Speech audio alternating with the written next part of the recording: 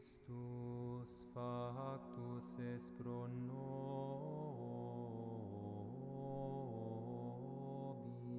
There was this man that wanted to improve his prayer life, to grow closer to God. So he decided to visit this monk, a famous spiritual guru.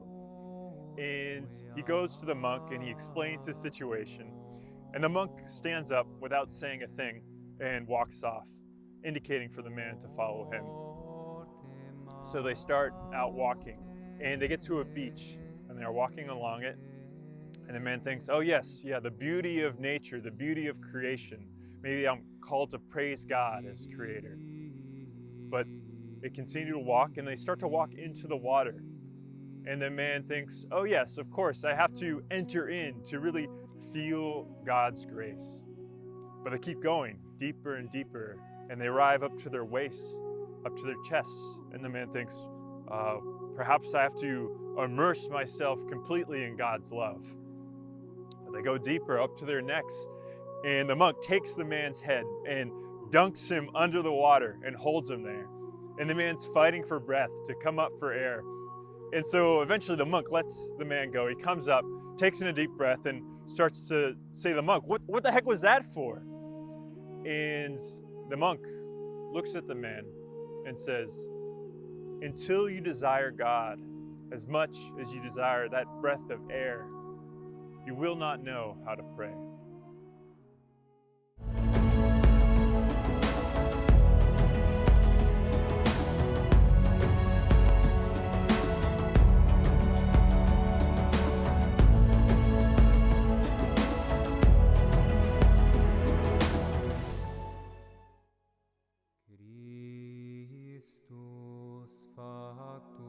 A vocation begins with the desire to know God and do His will.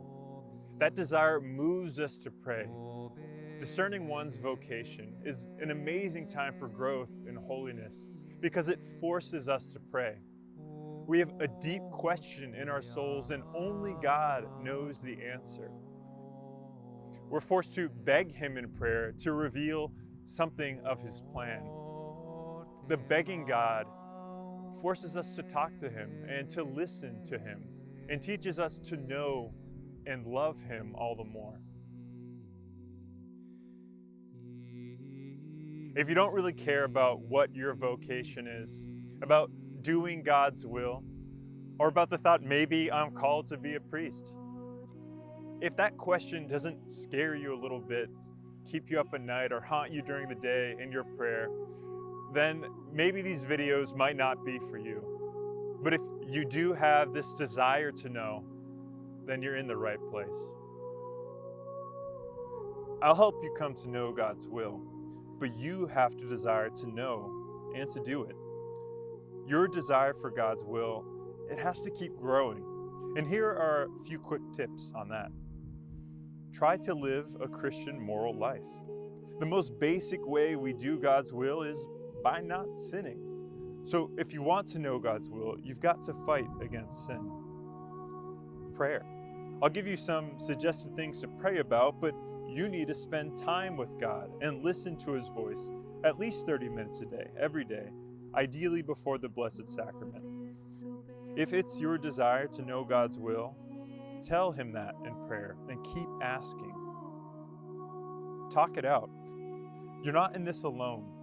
Reach out to myself, one of the vocation directors, if you need help finding a spiritual director or discernment group. You might not want to announce it to the whole world, but also don't get stuck inside your own head. Unless you desire God and seek Him, you'll never know your vocation. That is, who God has made you to be. But if you are praying and you're still waiting, check out the next episode about why God is taking so long to tell you. I praise you, God, for I am wonderfully made. Search me, Lord, see me, God, lead me along an ancient path you have in store. for me.